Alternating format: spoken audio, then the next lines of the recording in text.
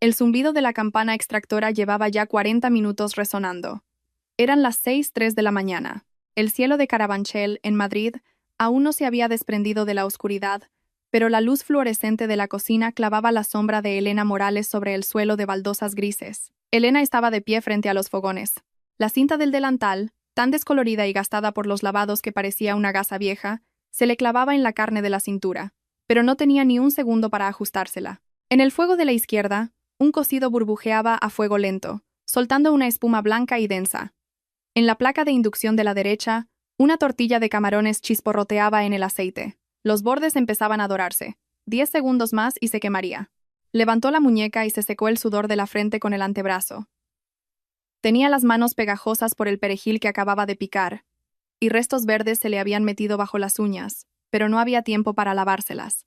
Sobre la tabla de cortar se amontonaban los ingredientes para el pisto, todavía sin preparar. Los pimientos estaban asados, pero las berenjenas ni siquiera estaban cortadas, y los calabacines estaban a medio pelar. En un bol de acero inoxidable reposaba la carne para el estofado de ternera.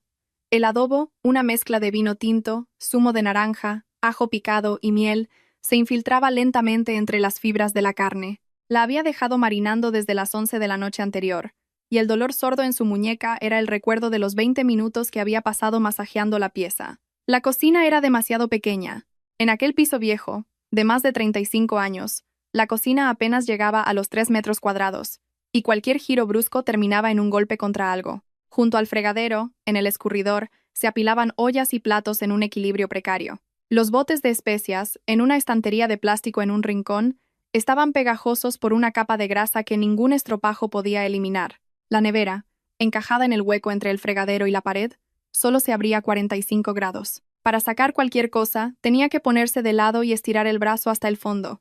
La campana extractora era tan vieja que apenas aspiraba, y cada vez que cocinaba, el humo picante le irritaba los ojos. Hoy era especialmente intenso. Elena parpadeó. Sentía los párpados ásperos, como si tuviera arena dentro. Quería llorar, pero ni siquiera le salían las lágrimas. Desde el salón, el sonido del televisor llegaba atronador. Era la telenovela matutina que tanto le gustaba a su suegra. Una música de cuerda dramática se mezclaba con los sollozos de la protagonista. El volumen estaba en 35, y cada diálogo se oía con una claridad hiriente. El mando a distancia estaba en manos de su suegra, y a nadie se le ocurría preguntar si el volumen no estaba demasiado alto. ¡Ay, qué tonta es esa mujer! ¿Pero no se da cuenta de que la están engañando otra vez? Se oyó la voz de la suegra desde el salón, cargada de un desdén propio de un crítico de cine. A continuación, el repiqueteo de un teclado. Tac, tac, tac, tac. Era su cuñado, Rubén, jugando a un videojuego. Tenía 28 años, pero ni trabajaba ni estudiaba. Su rutina consistía en dormir hasta el mediodía, jugar hasta la madrugada y volver a dormir hasta el mediodía. El ordenador en el que jugaba lo habían comprado con la tarjeta de crédito de Elena y su marido. Un pago a plazos de 120 euros al mes durante 24 meses. Todavía quedaban 8 cuotas por pagar. Cuñada, quiero eso. El de fresa. El grito agudo de un niño le taladró el tímpano. Eran los dos hijos de su cuñada, Mónica, un niño de 6 años y una niña de 4 que llevaban una hora corriendo por el salón. El sonido de sus piececitos golpeando el suelo de tarima, el estruendo de algo que caía al chocar contra un mueble, el chillido desgarrador del niño de 4 años al echarse a llorar, pero no se oía a Mónica regañándolos. Mónica simplemente los ignoraba. «Oye, Elena». La voz de Mónica llegó lánguidamente hasta la cocina. Su tono era de una naturalidad insultante. «En la nevera hay batidos de fresa, ¿no? Tráeles un par a los niños. Y ya que vienes, coge unas galletas que dicen que tienen hambre». Elena no respondió. Sus manos estaban ocupadas con la tortilla. Tenía la punta de la espátula bajo la masa. Si no le daba la vuelta ahora mismo, se echaría a perder. El calor del aceite que subía por la espátula y el olor de los camarones mezclándose con el huevo frito le llegaron de golpe. Aquellos camarones los había descongelado a las 4 de la madrugada. «Oye, ¿no me has oído?» El tono de Mónica subió media octava. «Voy», dijo Elena, y las dos palabras le rasparon la garganta seca. Le dio la vuelta a la tortilla, bajó el fuego, se enjuagó las manos a toda prisa y se dirigió a la nevera. Se escurrió por la rendija de 45 grados que dejaba la puerta y buscó los batidos de fresa entre los estantes abarrotados. Estaban al fondo del todo. Tuvo que sacar varios táperes, un paquete de tofu y un plato con restos de fideos chinos para poder alcanzarlos. Cuando la punta de sus dedos rozó el cartón del batido, lo notó un poco blando. Lo sacó y miró la fecha de caducidad. Había caducado hacía 2 días. Elena se quedó un momento en blanco. Luego volvió a meter el batido y rebuscó más al fondo hasta encontrar uno que no estuviera caducado. Sin dudarlo, cogió el nuevo. Si les daba el caducado, Mónica se lo echaría en cara. No le daría las gracias por darle el que estaba en buen estado, pero esa era la primera ley de supervivencia que Elena había aprendido en aquella casa. Hacerlo bien era su obligación. Hacerlo mal, un crimen. Llevó los batidos y las galletas en una bandeja al salón, pero nadie la miró. Su suegra estaba hundida en el centro del sofá, en el lugar de honor, con los pies apoyados en el borde de la mesa de centro. Tenía las uñas de los pies cortas, pero los talones estaban agrietados como la corteza de un árbol viejo, con la piel muerta blanquecina y visible. La bata que llevaba puesta se la había comprado Elena hacía 2 años en el mercadillo por 30 euros. Aunque se quejó del precio, se la ponía a diario, y aún no la había tirado, a pesar de las bolas que le habían salido a la tela. Su suegro dormitaba a su lado, la cabeza cayéndole sobre el pecho para luego levantarse de un respingo, como un ganso que se ahoga. Su cuñado, Rubén, estaba repantigado en el otro sofá, con las piernas sobre el reposabrazos. Tenía el teclado sobre las rodillas y los ojos fijos en la pantalla del ordenador. La pantalla parpadeaba con destellos. No se distinguía a qué jugaba, pero sus dedos aporreaban las teclas frenéticamente mientras murmuraba: «Muere, muere, muere». Su cuñada, Mónica, estaba sentada en el suelo, apoyada en el sofá con las piernas estiradas. Sostenía el móvil frente a su cara, deslizando el dedo por la pantalla sin parar. Los 2 niños jugaban al pilla-pilla alrededor de la mesa. La niña de 6 años perseguía a su hermano con un dinosaurio de juguete, y el niño corría llorando hacia su madre. Mónica, sin levantar la vista, lo apartó con la mano libre. «Ay, no molestes, que mamá está ocupada». Elena dejó los batidos y las galletas sobre la mesa. Nadie le dio las gracias. Cuando se disponía a volver a la cocina, oyó la risita de Mónica mientras miraba el móvil. Fue un sonido bajo, pero resonó con claridad en los oídos de Elena. No sabía de qué se reía Mónica, ni quería saberlo. Lo único que sabía era que la tortilla seguía en la sartén, que tenía que subir el fuego del cocido, que el pisto aún no estaba ni empezado, y que en 15 minutos tenía que poner a hacerse el estofado. Ese era su lugar en aquella casa. La cocina. Siempre la cocina. Cuando el aroma del cocido empezó a inundar el ambiente, una sombra bloqueó momentáneamente la luz de la entrada de la cocina. Elena no se giró. Sabía de quién era. Los pasos de su suegra eran ligeros, pero el arrastrar de sus zapatillas por el suelo tenía un ritmo inconfundible. Esas zapatillas también se las había comprado Elena, en las rebajas del supermercado el invierno pasado. Costaban 15 euros, pero las consiguió por 9,80. «Elena», se oyó la voz de su suegra a su espalda. Era esa voz dulce y maternal que había escuchado durante 3 años, la que usaba al principio. «¿Ya casi está? Mónica tiene que llevarse a los niños pronto, no puede hacerse muy tarde». Elena respondió sin darse la vuelta. «Casi está, suegra. En 20 minutos pongo la mesa». «20 minutos». El tono de su suegra cambió. Se volvió agudo, como si algo se le hubiera atascado en la garganta. «Mónica tiene que irse a las 8. ¿Qué hora crees que es?» Elena miró de reojo el reloj de la pared. Las 6:47. «Llegaremos a tiempo, suegra». Siguió salteando las verduras para el pisto en la sartén.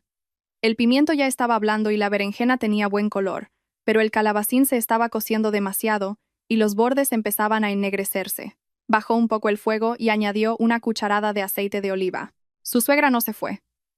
Sentía su mirada clavada en la espalda, como una mano invisible que le recorría la columna, vértebra por vértebra.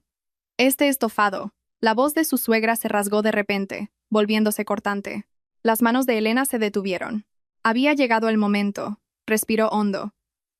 El olor a aceite y a vino del adobo que flotaba en el aire le cerró la garganta. «¿Qué carne es esta?» «Primatino, awar garganta». «Elemen». La mano de su suegra se alargó y agarró un trozo de la carne que marinaba en el bol. Sus uñas se clavaron en la pieza. El jugo del adobo goteó por sus dedos, cayendo sobre la encimera que Elena acababa de limpiar. «Esto no es ternera gallega», sentenció su suegra, tirando la carne de vuelta al bol. La lanzó con tanta fuerza que el adobo salpicó, manchando el delantal de Elena con una mancha rojiza. «Mira qué veteado, qué vergüenza. ¿Qué es esto? ¿Argentino? ¿Uruguayo?»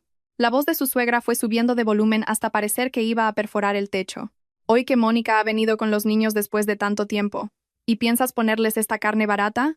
¿Hasta dónde piensas dejar en ridículo a esta familia?» La mano de Elena, que sostenía la espátula, empezó a temblar. No era de miedo. Era de puro agotamiento. Se había levantado a las 4 de la madrugada para preparar los ingredientes. A las 5 empezó con el cocido, usando huesos que había escogido el día anterior en el mercado, tras mucho buscar los más frescos. Incluso le había suplicado al carnicero que le diera un trozo de tuétano extra. Los había dejado en agua toda la noche para desangrarlos, y llevaba 2 horas frente al fuego, desespumando y quitando la grasa cada 20 minutos. El caldo estaba claro y sabroso. Aquella ternera era argentina, de primera calidad. La razón por la que no era gallega era porque la ternera gallega era demasiado cara. 1 kilo de solomillo de ternera gallega costaba 150 euros. La ternera argentina que había comprado costaba 70 euros el kilo. Había elegido la de mejor calidad, la más parecida a la gallega. Pero a su suegra eso no le importaba.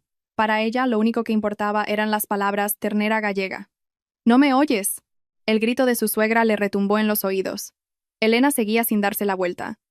Su mirada estaba fija en el pisto que se cocinaba en la sartén. Las verduras estaban ya pasadas, de un color apagado. No tenía ningún aspecto apetitoso. Suegra, es ternera argentina de primera, es de muy buena calidad. Antes de que pudiera terminar la frase, sintió un golpe seco en la frente. Era el dedo índice de su suegra. Un dedo duro y frío. La uña era corta, pero la yema, callosa. La fuerza con la que le pinchó en mitad de la frente, sin previo aviso, fue tal que Elena se tambaleó hacia atrás y su espalda chocó contra la puerta de la nevera. La nevera emitió un sonido sordo. La frente le ardía, como si la hubieran marcado con un hierro candente. Sintió cómo la sangre se acumulaba en esa zona. Pronto se hincharía y se pondría roja. ¿Y encima me contestas? El rostro de su suegra estaba a centímetros del suyo. Podía ver cada una de sus arrugas y oler su aliento, aún sin lavarse los dientes. Te dije que compraras ternera gallega. ¿Quién te ha dicho que compraras carne argentina? Te dije que tuvieras todo listo a las 6, y mira cómo te arrastras. Siempre has sido una tacaña, desde que entraste en esta casa, pero cada día te superas. Las salpicaduras de su saliva le llegaron a la cara. Olían a agrio. Viviendo a nuestra costa, en nuestra casa, y ni siquiera lo agradeces. Elena no se movió. La punta de la espátula que sostenía en la mano raspaba el fondo de la sartén, dejando una marca negra. El pisto estaba completamente quemado. Quiso abrir la boca y hablar.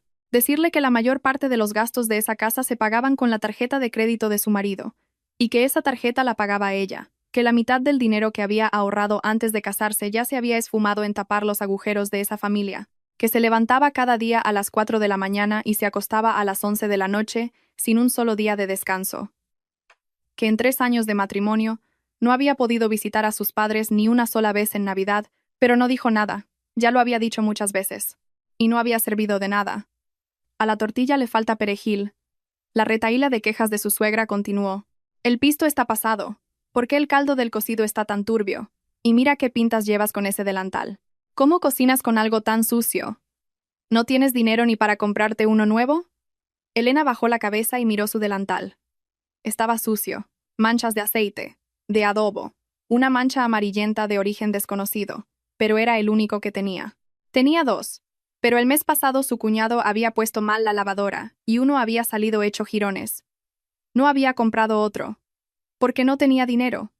Porque todo su dinero se estaba hundiendo en aquella casa. ¿Me estás escuchando? La voz de su suegra zumbaba como un enjambre de moscas. Elena levantó la cabeza lentamente. La frente todavía le palpitaba. Le ardía como una marca a fuego. Le escocían los ojos. Pero no era por ganas de llorar. Era por el cansancio. Por el insoportable olor a grasa. Suegra. La voz de Elena era áspera como el papel de lija. De acuerdo. Lo arreglaré. La expresión de su suegra se suavizó un poco, pero sus ojos seguían llenos de descontento. Volvió a tocarle la frente con el dedo índice. Esta vez no fue un pinchazo, sino un empujón suave, como quien reprende a un niño desobediente. Bueno, ¿para qué voy a seguir? Date prisa. No hagas esperar a Mónica. La suegra se dio la vuelta y se fue. El sonido de sus zapatillas arrastrándose se fue alejando y el volumen del televisor del salón volvió a ser nítido.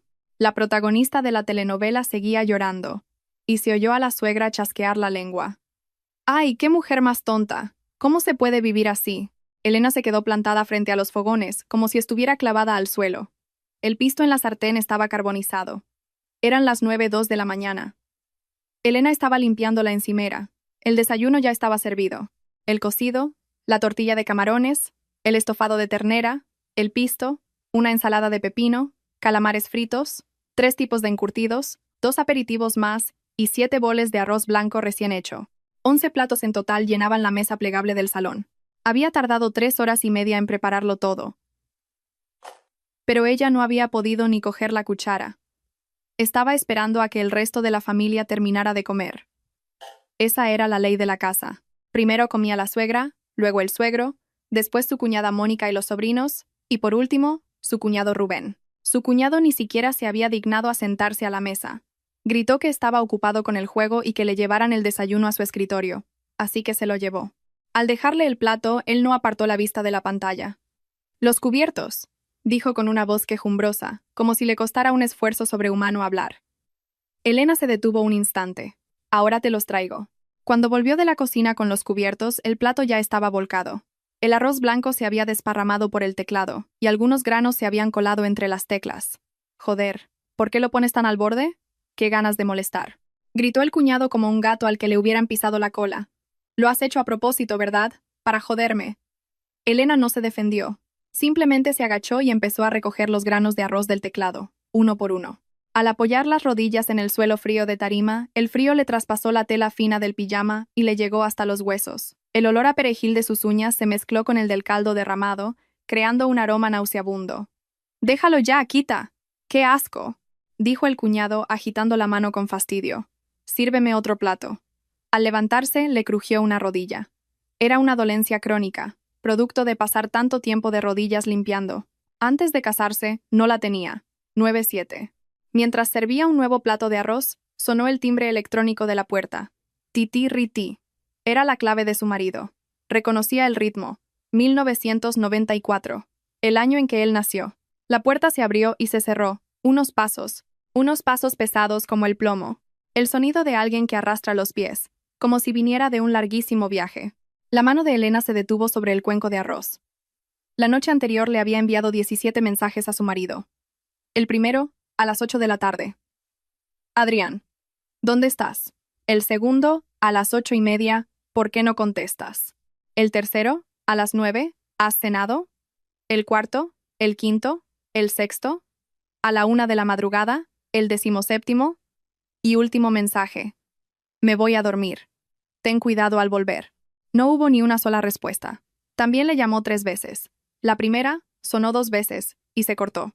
La segunda, comunicaba. La tercera, el teléfono estaba apagado. No volvió a llamar. Sabía que no serviría de nada. Los pasos se detuvieron en la entrada de la cocina. Elena. Era la voz de su marido, Adrián Rivas. Elena se giró lentamente. Adrián estaba apoyado en el marco de la puerta de la cocina. La luz del salón le daba la espalda, por lo que no podía verle bien la expresión, pero sí veía su ropa.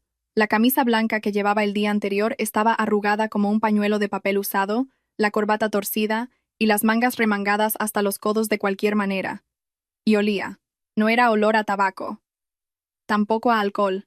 Era perfume. Un perfume de mujer. Dulce, empalagoso, con notas florales. Un perfume desconocido que, desde luego, no era el de Elena.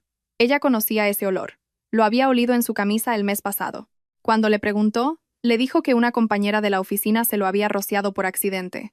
Y ella le creyó. O, mejor dicho, eligió creerle. Pero ahora, el olor estaba de vuelta. Y esta vez, era mucho más intenso. Elena no dijo nada. Se quedó allí, de pie, con el nuevo plato de arroz en las manos. Adrián tampoco la miró. Su vista pasó de refilón por la cara de Elena, por la marca roja que aún tenía en la frente, y se dirigió a la encimera detrás de ella. Frunció el ceño. «¡Qué pestazo a fritanga!», lo dijo con la misma naturalidad con la que se habla del tiempo. Luego, tapándose la nariz con la mano, dio un paso atrás, y le hizo un gesto para que lo siguiera. Elena dejó el plato de arroz. Siguió a su marido fuera de la cocina. Se detuvieron en el pasillo estrecho entre la cocina y el salón, donde estaban el zapatero y una estantería con trastos. Un espacio tan angosto que, si 2 personas se ponían de pie, sus hombros tocaban las paredes. Adrián sacó algo de la cartera que llevaba colgada al hombro. Era una carpeta de plástico. Dentro había unas cuantas hojas. Se la tendió a Elena, justo delante de sus ojos. «Firma». Elena bajó la vista hacia la primera línea del documento. «Acuerdo de divorcio». Un zumbido le resonó en la cabeza.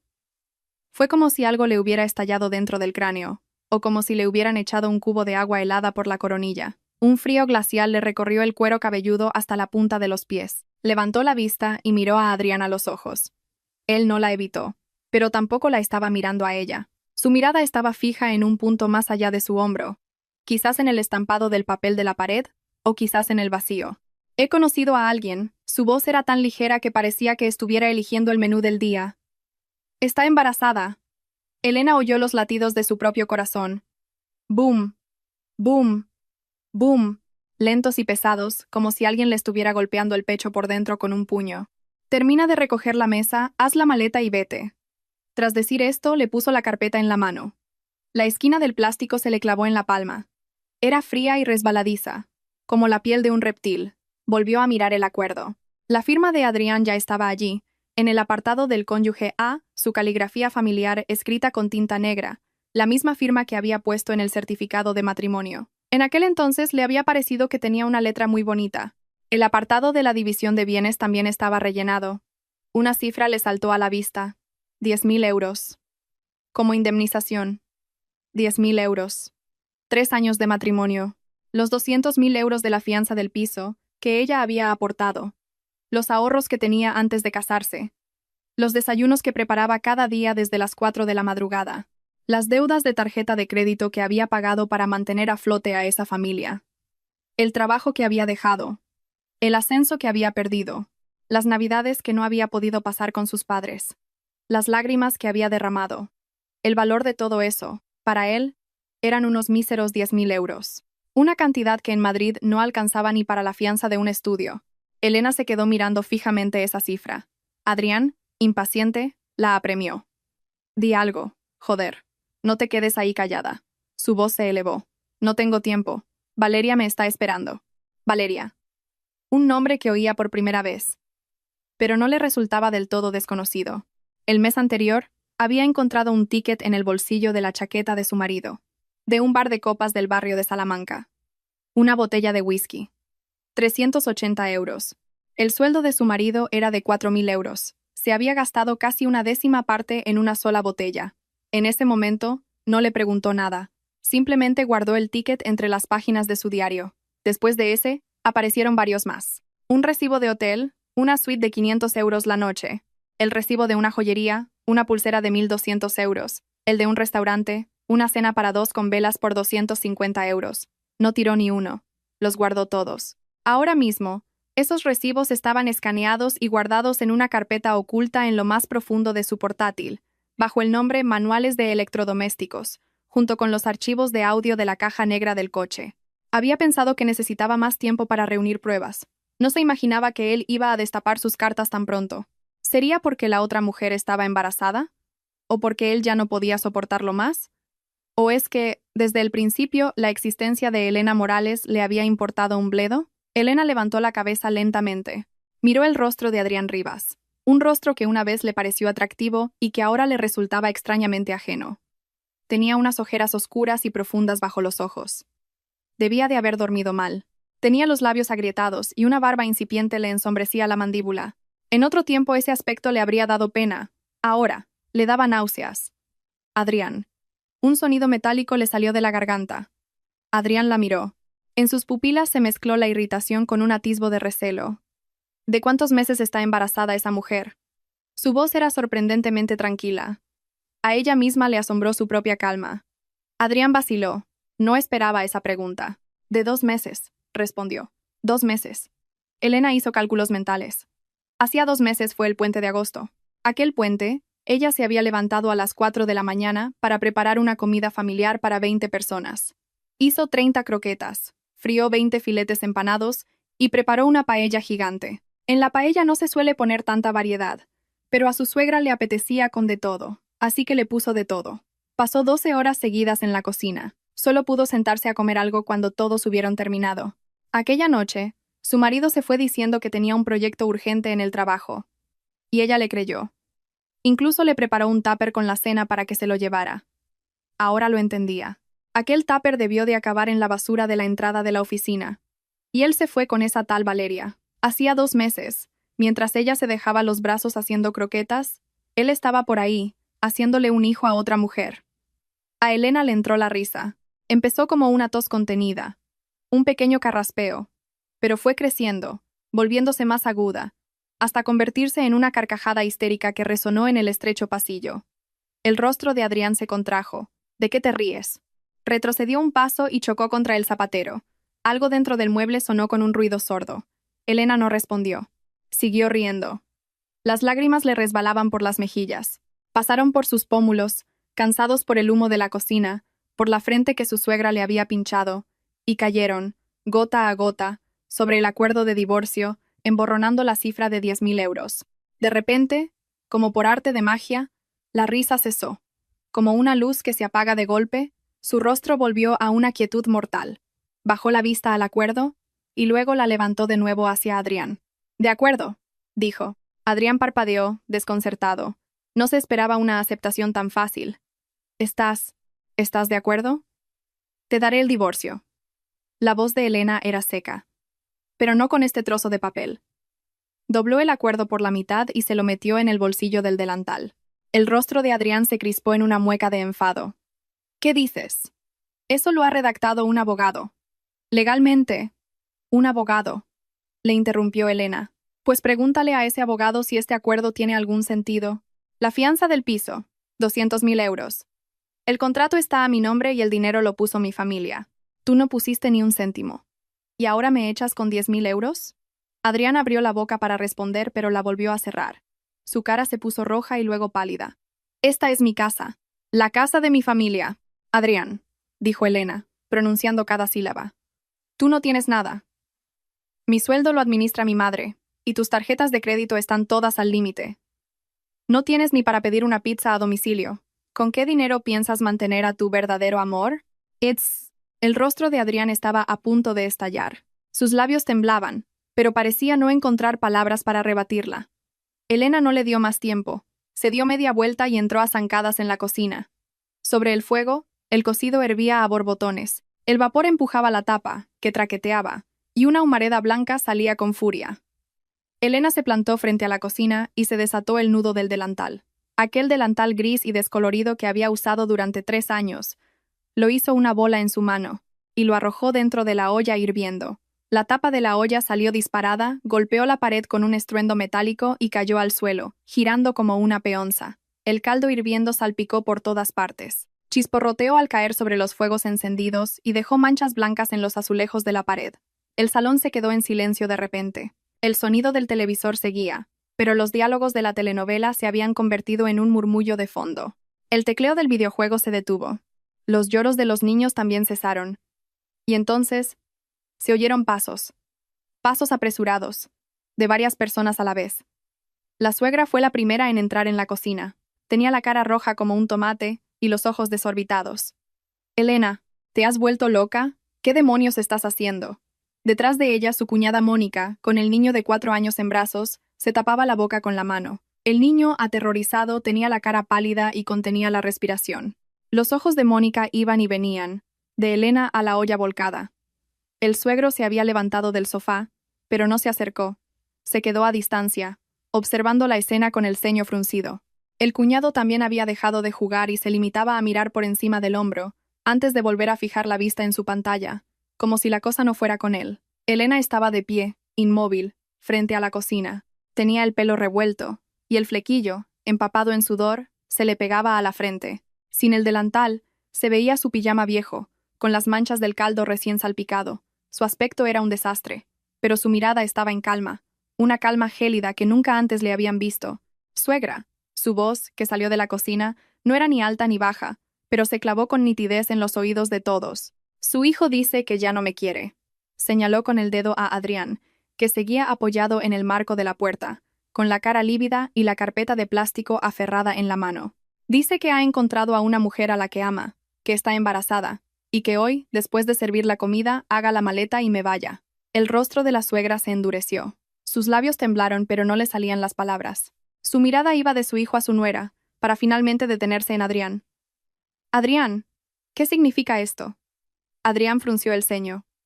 «Mamá, esto es un asunto entre ella y yo. Suegra, que su hijo se ha montado otra casa por ahí», le cortó Elena. Su voz seguía siendo serena. No sé desde cuándo, pero esa mujer ya está embarazada de 2 meses. Me ha dicho que me vaya con una indemnización de 10.000 euros. Es decir, que me echa a la calle con una mano delante y otra detrás. La suegra ahogó un grito. Mónica no se quitó la mano de la boca. Las arrugas en la frente del suegro se hicieron más profundas. Elena continuó. Así que, a partir de ahora, la comida se la tendrá que hacer usted misma. Su mirada recorrió lentamente el rostro de su suegra. Observó cómo esa cara, la misma que la había humillado y pinchado en la frente, pasaba de la ira al estupor, y de ahí a una compleja mezcla de emociones indescriptibles. Ah, por cierto, añadió. Esta ternera no es gallega, es verdad. La compré con la tarjeta de crédito de su hijo, pero como la tenía al límite, no me llegó el dinero para la gallega. El rostro de la suegra pasó del rojo al blanco y viceversa. Abrió la boca para decir algo, pero no le salió la voz. Elena no le dio más oportunidades.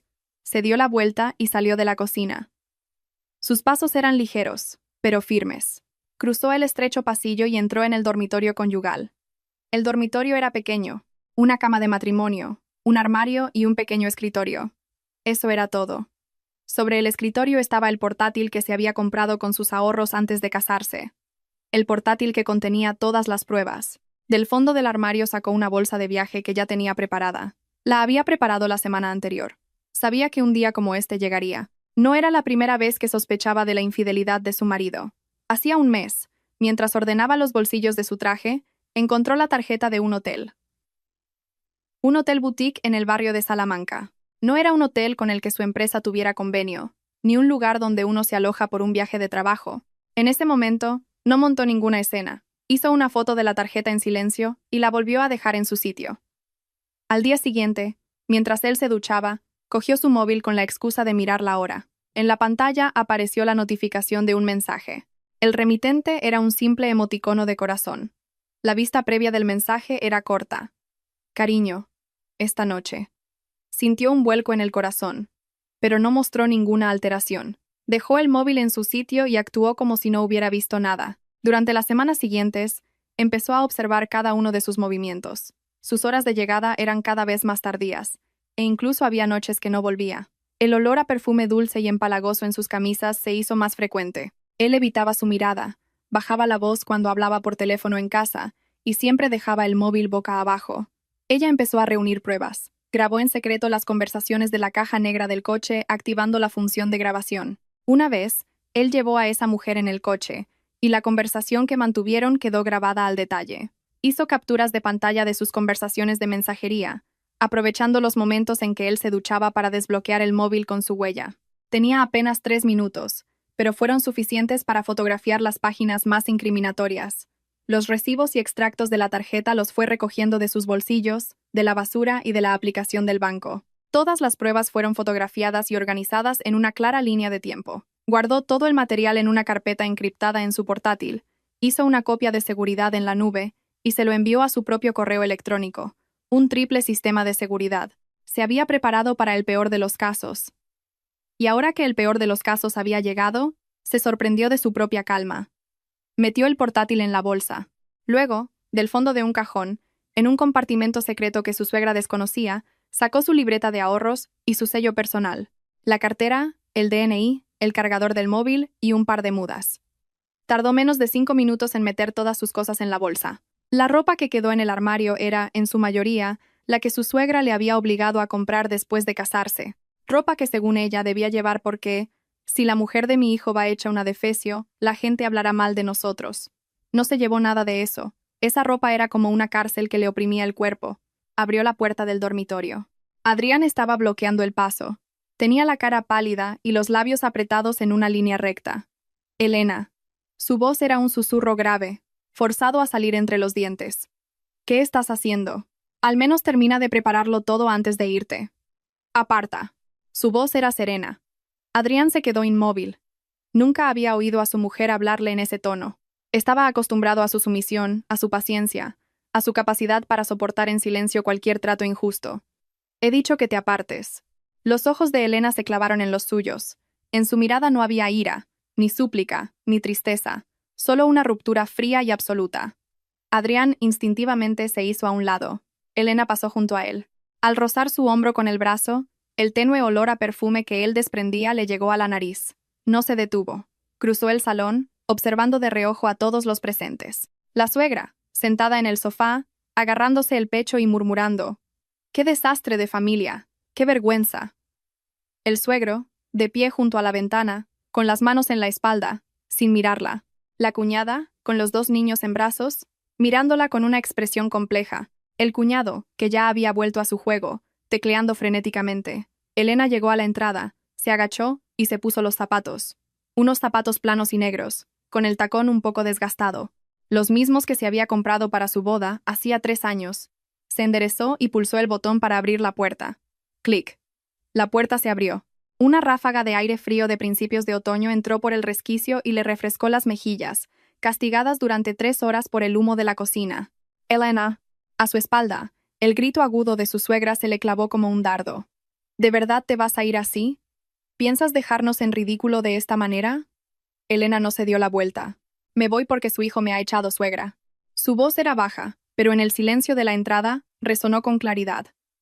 «A partir de ahora, la vergüenza se la gestionan ustedes». Y dio un paso fuera. La puerta se cerró a su espalda. ¡Pum! Aquel sonido sordo retumbó más fuerte que cualquier otro. Media hora después. En la cocina de los Rivas, el fuego de la cocina estaba apagado, pero el aire seguía impregnado de un olor a quemado.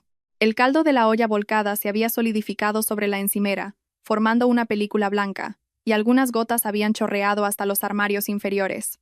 La suegra, sentada en el sofá del salón, se golpeaba el pecho y lloraba a lágrima viva. «¡Ay, qué desgracia la mía! ¡Qué desastre de familia!». Repetía las mismas palabras con voz ronca, como si estuviera lijando madera. El suegro permanecía de pie en el balcón, con las manos en la espalda y una expresión tan oscura como un cielo de tormenta. Mónica intentó arreglar el desastre de la cocina, pero como nunca había cocinado sola, no sabía ni cómo coger una espátula.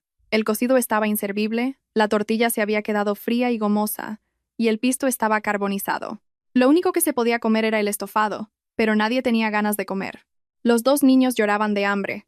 La de 6 años gritaba: «¡Quiero las croquetas que hacía la tita», mientras que el de 4, tumbado sobre la mesa, golpeaba el suelo con los puños, con la cara llena de mocos. «Adrián, pide algo a domicilio», gritó finalmente Mónica, harta, hacia el salón. Adrián estaba acurrucado en una esquina del sofá, con la cara arrugada como un periódico viejo. Ante el grito de su hermana, sacó lentamente el móvil y abrió una aplicación de comida a domicilio. Un menú de restaurante de lujo para 7 personas. 87 euros en total. Pulsó el botón de pagar. Una ventana emergente apareció en la pantalla. Límite de la tarjeta excedido. Probó con otra tarjeta. Saldo insuficiente. Probó con una tercera. Transacción denegada. Adrián se quedó en blanco. Tenía 3 tarjetas de crédito. Una a su nombre, otra era una tarjeta familiar a nombre de su madre, y la tercera, una tarjeta secreta que se había hecho para comprarle regalos a Valeria. Pero ninguna de las 3 funcionaba. Entonces lo recordó. Llevaba años siendo Elena quien pagaba las deudas de sus tarjetas. Su sueldo, en cuanto lo cobraba, se lo daba a su madre, y él solo usaba las tarjetas. La comida, la ropa, los regalos para Valeria. Todo con tarjeta. Nunca se había preocupado por el límite. Total, cada mes, cuando llegaba la fecha de pago, Elena lo arreglaba todo. Pero ahora, Elena ya no estaba. Entonces, ¿quién pagaría las deudas? Levantó la vista hacia su madre. «Mamá, ¿era Elena la que pagaba mis tarjetas?». El llanto de su madre se detuvo un segundo, para luego estallar con más fuerza. «¿Y yo qué sé qué tarjetas usaba esa? Yo solo sé que me daba 2.000 euros al mes para los gastos de la casa. ¿Y ahora quién nos va a dar ese dinero?». 2.000 euros para gastos.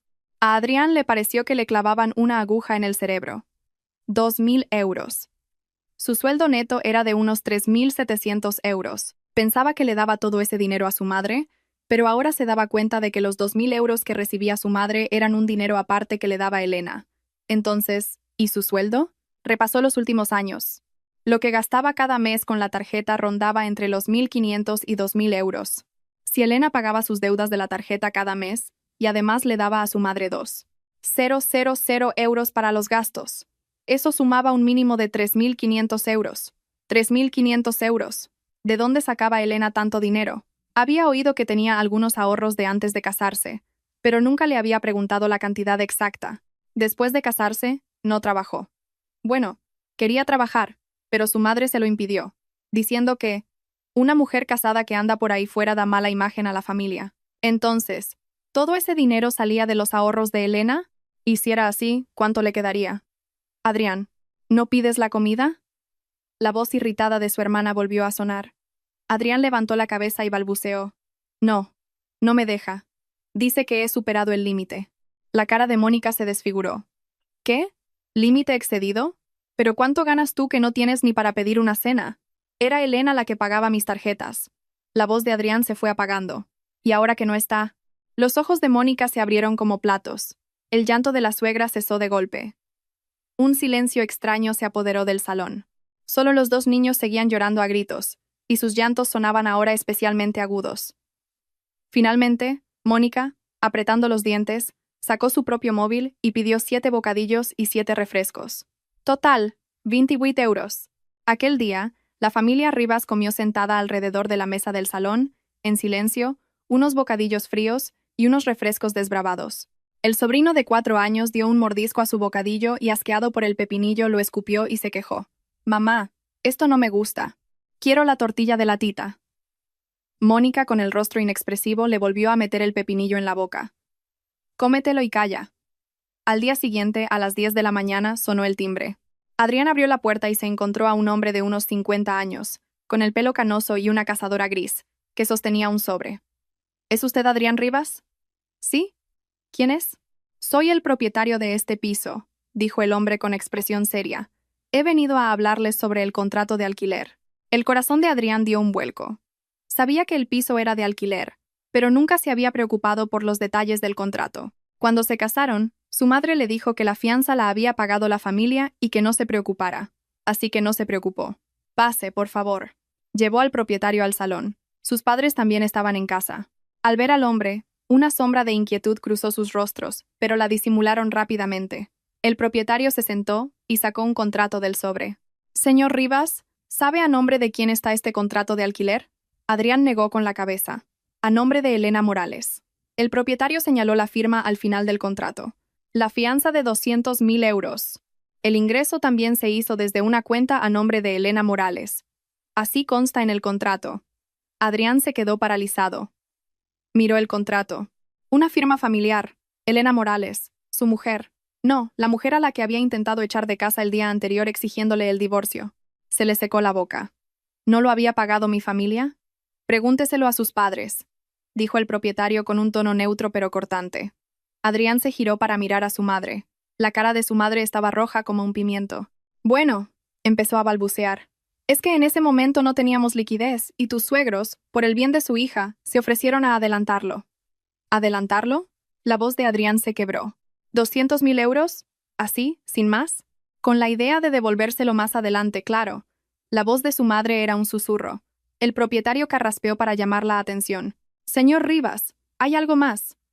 Sacó otro papel. «El contrato vence la semana que viene, y en ese momento le transferiremos los 200.000 euros íntegros a su cuenta». El mundo de Adrián se vino abajo. Entonces sí, 200.000 euros. Íntegros para Elena. Entonces, ¿y ellos? Si desean renovar el contrato, añadió el propietario. Con la subida del mercado, la nueva fianza sería de 250.000 euros. 250.000 euros. A Adrián le flaquearon las piernas y casi se cae. De repente, lo comprendió. Durante los últimos 3 años, la casa en la que había vivido nunca había sido suya. Nada en esa casa, desde el suelo que pisaba hasta la comida que comía cada día o el dinero que gastaban, nada de eso era suyo. Todo era de Elena Morales. Y él, con sus propias manos, la había echado. Durante los días siguientes, la vida de Adrián se convirtió en un infierno. Llamó a Elena como un loco, pero solo recibía el mensaje. El número al que llama ha restringido las llamadas entrantes. Le envió mensajes de WhatsApp, pero el doble check nunca aparecía.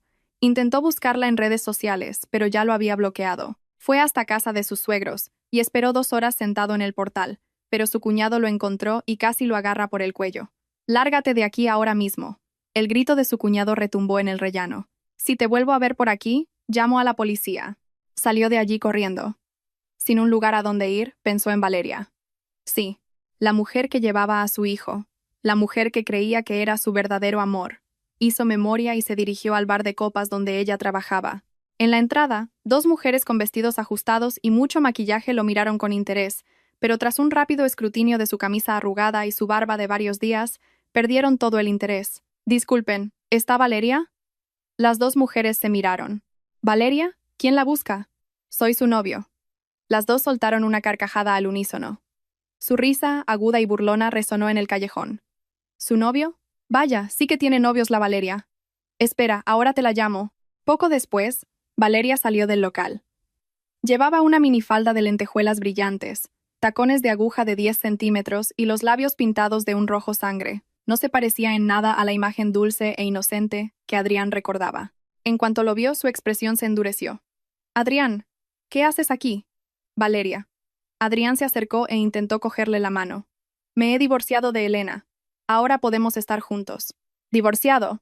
Valeria retrocedió, apartando su mano. Tú me dijiste que tenías un piso en propiedad en Madrid y un trabajo estable. Resulta que el piso es de tu mujer y tienes las tarjetas tan tiesas que no tienes ni para pedir comida a domicilio. ¿Y a eso lo llamas ser un buen partido? Adrián se quedó con la boca abierta. ¿Cómo? ¿Cómo sabes tú eso? La voz de Valeria se volvió un chillido. Tu mujer vino a buscarme. Me enseñó todos tus movimientos bancarios de los últimos años. No tienes ni un euro ahorrado. Has estado viviendo a costa de ella. ¿Crees que estoy loca como para irme a vivir con un muerto de hambre como tú? No pienso pasar calamidades. El rostro de Adrián se puso rojo de ira. ¿Y el niño? ¿Dijiste que estabas embarazada? Valeria bufó. ¿Embarazada? ¿Qué embarazo? Su mirada estaba llena de desprecio. ¿De verdad te creíste que iba a tener un hijo tuyo? Era un cebo para pescarte. Pensé que tenías dinero. Pero resulta que eres un pobre diablo. Se dio la vuelta. Clac, clac, clac. El sonido de sus tacones golpeando el asfalto. No vuelvas a buscarme. Los tíos patéticos como tú me dan repelús. Desapareció dentro del bar y la puerta se cerró de un portazo. Adrián se quedó petrificado en su sitio. Bajo las luces de neón del barrio de ocio, el viento de otoño agitaba tristemente los faldones de su camisa. Su verdadero amor nunca había existido. Se había dejado engañar por una mentira y había destruido todo lo que tenía. Un mes después, Juzgados de Familia de Madrid. Elena Morales estaba sentada en el banquillo del demandante. Llevaba un impecable traje de chaqueta negro, el pelo recogido en una coleta pulcra y un maquillaje discreto. No se parecía en nada a la mujer de hacía un mes. La ama de casa, con los ojos irritados por el humo de la cocina, había desaparecido, y en su lugar había una mujer con una mirada fría e inteligente. Adrián estaba encogido en el banquillo del demandado. Llevaba la barba descuidada y la ropa sucia de varios días. Parecía un sin techo. Según las pruebas presentadas por la demandante, la voz del juez resonó en la sala. El demandado, durante el matrimonio, ha incurrido en adulterio, ocultación de su estado financiero y malversación de los bienes conyugales, siendo su culpabilidad manifiesta. Por lo tanto, se condena al demandado a pagar a la demandante una indemnización de 80.000 euros y a devolver los bienes privativos de la demandante de los que su familia se ha apropiado. La voz del juez continuó, pero Adrián apenas la oía. Un pitido le taladraba los oídos y veía borroso. Miraba aturdido la gruesa pila de documentos de prueba que había sobre la mesa del juez. La transcripción de las grabaciones del coche. Las cosas que le había dicho a Valeria. Incluso la frase, en cuanto me divorcié de esa estúpida, nos iremos a vivir a esa casa. Estaba transcrita palabra por palabra. Las capturas de pantalla de los mensajes, las obscenidades y las declaraciones de amor que se había intercambiado con Valeria. Cada frase era una puñalada. Los extractos de las tarjetas y la línea de tiempo. Los gastos de cada una de sus citas con Valeria coincidían exactamente con los extractos de las tarjetas que Elena había pagado, y el historial financiero. Documentos que probaban que, durante los últimos años, Elena había asumido todos los gastos de la casa y que el sueldo que él le daba a su madre se había malgastado en la videoconsola del cuñado, los juguetes de los sobrinos y los suplementos vitamínicos de su madre. Pruebas irrefutables. Cuando terminó la lectura de la sentencia, Adrián estaba desplomado en su silla. El veredicto del tribunal fue el siguiente: divorcio concedido. Adrián Rivas deberá pagar a Elena Morales una indemnización de 80.000 euros. Adrián Rivas deberá devolver a Elena Morales los 120.000 euros de sus bienes privativos, el dinero que ahorró antes de casarse, que se usaron para cubrir diversos gastos.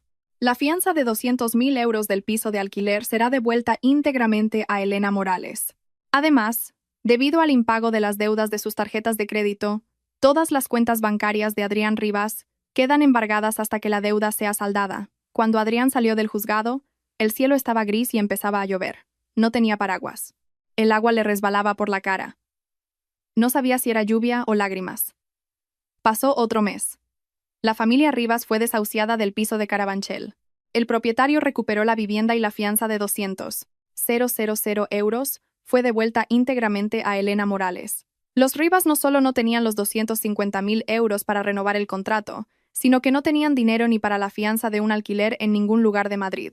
Al final, encontraron un sótano en el barrio más humilde de un pueblo de la periferia. Fianza de 500 euros y un alquiler de 500 al mes. Era lo único que podían permitirse. El sótano tenía apenas 25 metros cuadrados. Las ventanas, situadas a ras de techo, solo dejaban ver los tobillos de los transeúntes, y de vez en cuando alguna bolsa de basura rodando. El frío emanaba de las paredes de cemento, y en invierno, la condensación provocaba la aparición de moho. No entraba el sol. No había balcón. Apenas había espacio para moverse. En aquel cuchitril se hacinaban 7 personas. Los suegros, el cuñado, la cuñada que se había divorciado y había vuelto a casa, con sus 2 hijos, y el propio Adrián. El marido de Mónica, al enterarse de que su familia política estaba en la ruina, le pidió el divorcio y huyó, abandonando a su mujer y a sus hijos. Así que ahora Mónica, la misma que antes criticaba la cocina de Elena, tenía que cocinar cada día para sus hijos. No sabía cocinar. El arroz se le quemaba, la sopa se le reducía y los platos le salían o salados o insípidos. Los 2 niños, a mitad de la comida, se echaban a llorar diciendo: «Quiero la tortilla que hacía la tita». Pero la tita que hacía tortillas ya no iba a volver. La suegra ya no podía tumbarse en el sofá a ver telenovelas. En aquel sótano no había sitio para un sofá, solo unos cojines húmedos. El suegro ya no podía pavonearse en el balcón. La ventana era tan alta que solo veía las piernas de la gente que pasaba. El ordenador del cuñado se rompió. Como no tenían dinero para una mudanza, lo transportaron ellos mismos y se les cayó haciéndose añicos. No había dinero para repararlo. Ahora se pasaba el día tirado en un rincón, mirando al vacío, o viendo vídeos cortos en un móvil barato que se quedaba colgado constantemente. Adrián tenía que levantarse cada día a las 5 de la mañana. Tenía que coger 2 líneas de metro y un autobús para llegar al trabajo, un viaje de 2 horas y media, y otras 2 horas y media para volver. Su sueldo, por orden judicial, estaba embargado, salvo el salario mínimo interprofesional de 1.000 euros, el resto se destinaba a pagar sus deudas. Con esos 1.000 euros tenía que sobrevivir él y ayudar a su familia. La suegra, que antes se pavoneaba llamando a su nuera por su nombre de pila, ahora tenía la espalda encorvada y cocinaba una sopa de verduras insípida con las hortalizas más baratas en la lúgubre cocina del sótano. El cuñado, que antes se pasaba el día jugando en el sofá, ahora tenía que trabajar en el turno de noche de una tienda de 24 horas. Sin estudios ni experiencia, lo único que podía hacer era reponer estanterías por el salario mínimo. Adrián, que una vez se las dio de triunfador, ahora iba a trabajar con camisas arrugadas, aplastado como un papel en el metro en hora punta. A veces pensaba, si no hubiera conocido a Valeria, o si no hubiera tratado a Elena como a una criada gratuita, o si tan solo la hubiera tratado un poco mejor. Pero sabía que ya era demasiado tarde. Un año después, un asador de lujo en el barrio de Salamanca, Madrid. Elena Morales estaba sentada junto a la ventana. Delante de ella, una copa de agua con gas y un solomillo de ternera gallega de primera calidad, recién hecho. Enfrente, 3 compañeros de trabajo. Eran sus compañeros de su nueva empresa. Durante el último año, había vuelto al mundo laboral. Antes de casarse, había sido una de las mejores del equipo de contabilidad de una importante empresa. A pesar del parón en su carrera, gracias a su talento y a su inteligencia, no tardó en recuperar su sitio. A los 6 meses de empezar, la ascendieron a jefa de equipo, y su sueldo era el doble del que tenía antes de casarse. Los 200.000 euros de la fianza que recuperó, los invirtió en un fondo de inversión seguro.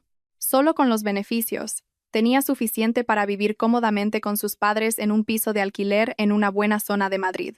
Con la indemnización y el dinero que le devolvieron, les cambió todos los electrodomésticos a sus padres y el resto lo ahorró para su jubilación.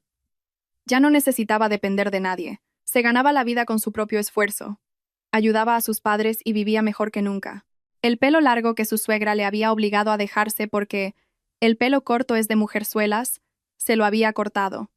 Un corte bob muy favorecedor que realzaba su cuello.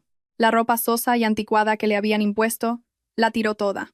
Ahora vestía con trajes de diseño sencillo y colores elegantes que decían al mundo que ella no era el apéndice de nadie, sino simplemente Elena Morales. Sus ojos habían recuperado el brillo.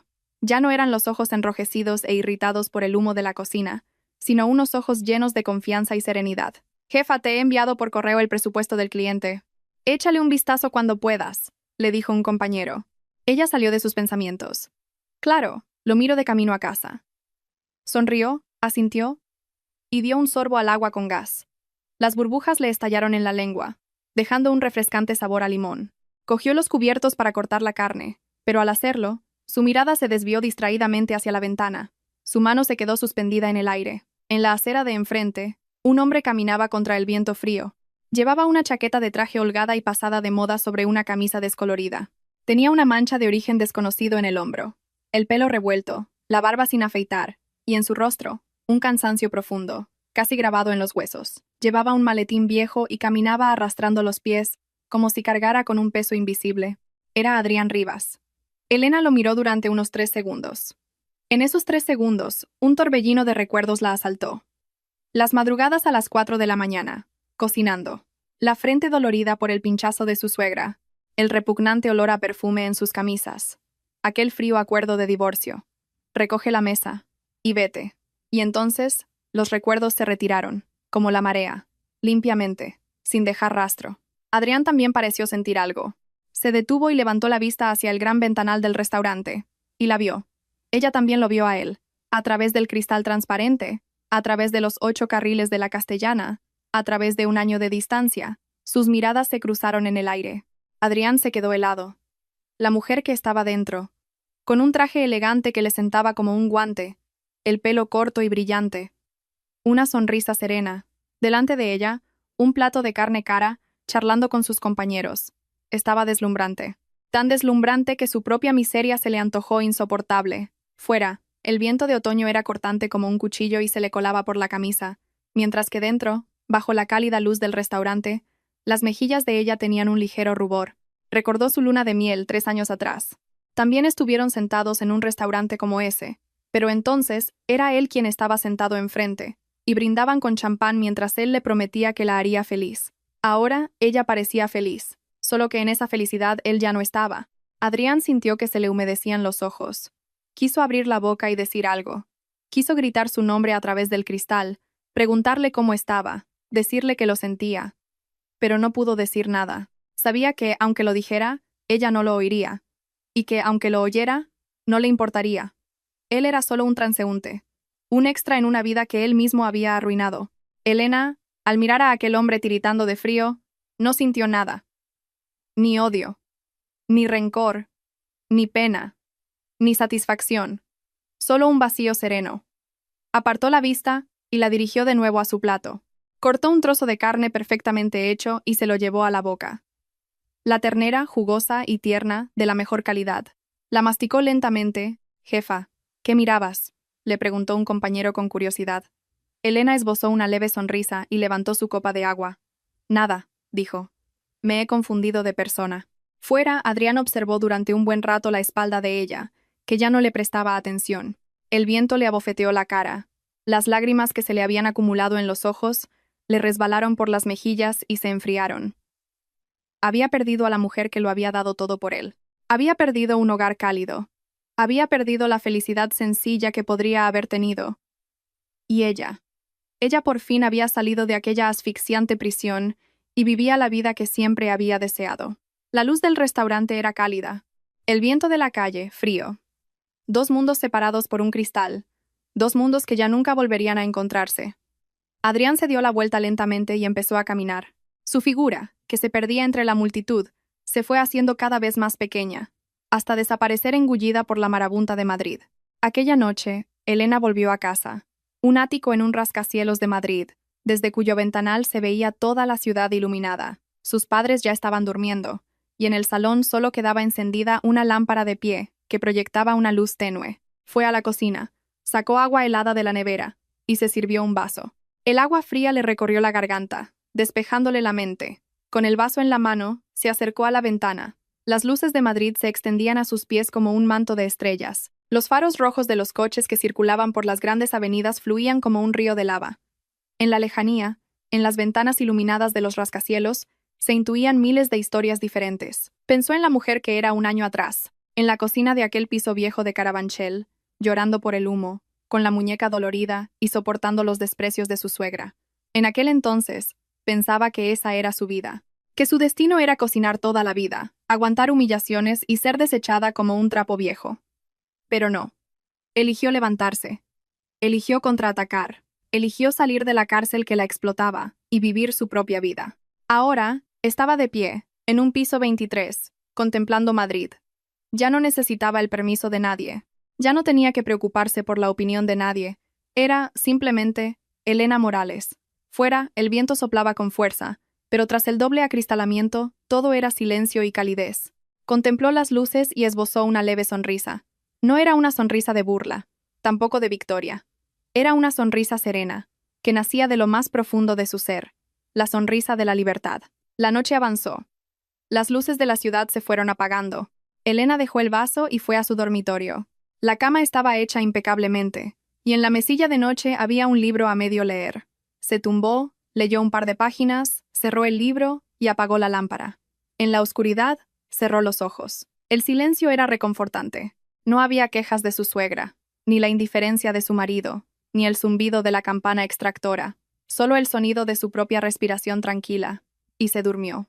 Un sueño profundo y reparador. El primer sueño dulce que probaba en toda su vida. Bajo la noche de Madrid, la ciudad seguía brillando.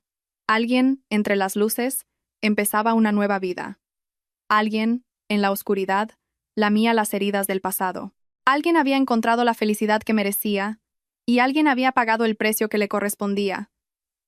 La historia no tiene un final grandioso. Simplemente una mujer abandonó el lugar donde no debía estar y regresó al lugar que le pertenecía. Y eso fue todo.